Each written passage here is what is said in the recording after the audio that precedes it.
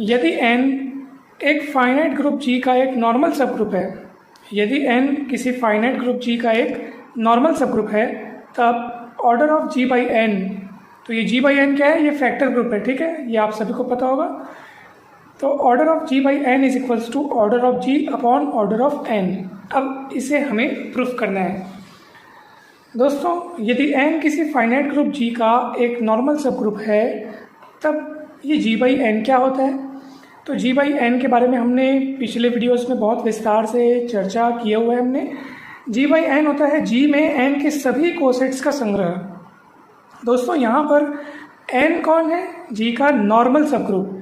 तो नॉर्मल सब ग्रुप की ये खास बात है कि नॉर्मल सब ग्रुप के राइट कोसेट्स और लेफ्ट कोसेट बराबर होते हैं, ठीक है। इसलिए हमने राइट लेफ्ट का भेदभाव हटाते हुए हमने यहाँ पे ये लिखा है कि G में n के सभी कोसेट्स के संग्रह को ही हम लोग बोलते हैं फैक्टर ग्रुप बोलते हैं, ठीक है। आप इस तरीके से भी इसको समझ सकते हैं, G by n is equals to N A such that A belongs to G। तो आप अपने मन में ये डाउट न रखिएगा कि सर आपने यहाँ पे राइट कोसेट ही क्यों लिखा है।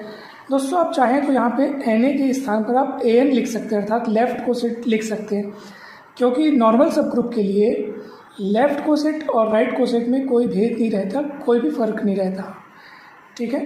और नॉर्मल सब ग्रुप की मदद से ही हम फैक्टर ग्रुप को डिफाइन करते हैं दोस्तों, ठीक है। यानी कि ये n क्या है यहाँ पे, जो G बाई n दिख रहा है ना, तो ये n जो है यहाँ पे वो क्या है? नॉर्मल सब ग्रुप है, ठीक। अब चलिए हम आगे बढ़ते हैं।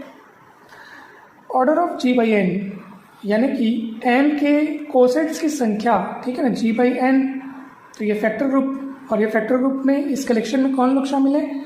n के कोसेट्स शामिल हैं। तो इस ग्रुप का ऑर्डर मतलब n के कोसेट्स की संख्या, उसी को हमने यहाँ पे लिखा है। G में n के भिन्न भिन्न राइट या लेफ्ट कोसेट, तो राइट और ब्रैकेट में हमने लेफ्ट लिखा है क्योंकि हमें पता है कि n क्या है? नॉर्मल सब ग्रुप है, तो इसके राइट कोसेट और लेफ्ट कोसेट बराबर होंगे। तो आप चाहो तो यहाँ राइट लिखो तब भी ठीक है, लेफ्ट लिखो तब भी ठीक है, इसलिए हमने दुविधा दूर करने के लिए राइट के बगल में ब्रैकेट में लेफ्ट यहाँ पे लिख दिया ताकि आपको कोई भी डाउट न हो। तो order of G by n is equals to G में n के भिन्न भिन्न राइट या लेफ्ट कोसेट्स की संख्या, और इसी को हम लोग बोलते हैं G में n का इंडेक्स अर्थात सूचक।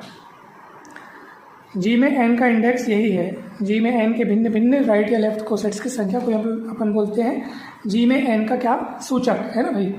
अब ये सूचक क्या है, कैसे पता चलेगा कि कितने कोसेट्स बन रहे हैं? तो ये डिपेंड करेगा दोस्तों, मतलब इसका जो फॉर्मूला है वो ये होता है G में एलिमेंट्स की संख्या अपॉन n में एलिमेंट्स की संख्या।